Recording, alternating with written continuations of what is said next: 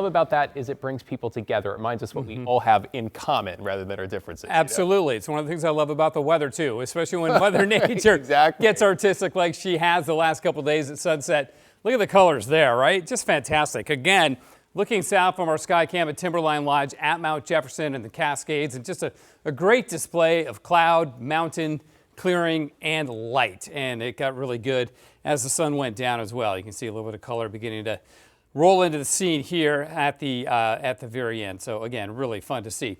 Portland right now is cloudy and 52, so it's warmer tonight compared to the last couple of nights. No surprise. We topped out at 62 today.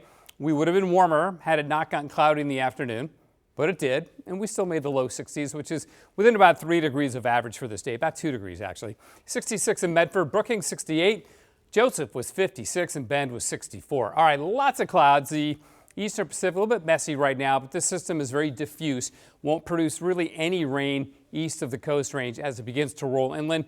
And then the clouds should actually clear a little bit tomorrow as the system begins to move on out. Now, I want to point out this in the northern Gulf of Alaska here, just south of Anchorage. There's low pressure here. We're going to go back 48 hours. You can see what this thing looked like as it came from the coast of Asia and then rolled into western Alaska.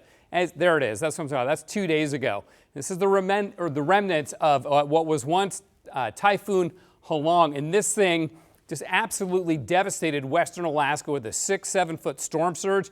1,500 homes were people had to leave their homes. There were people floating in the water, holding on to debris. It was that bad in western Alaska. This is what that storm looked like when it was still a typhoon to the east of Japan as it moved along. Then it got pushed up into a very active North Pacific jet stream and likely compounded by the extremely warm water in the North Pacific. I talked about the blob on the story the other day. The entire North Pacific is above average right now, and that extra heat adds extra strength to the storm sometimes. You get more evaporation, more moisture, and it just makes things more dynamic. So again, big storm in the northern Gulf of Alaska. And interestingly enough, it will not be impacting us here in the Northwest. That's the remains of it right there. Just moves into the Yukon and weakens.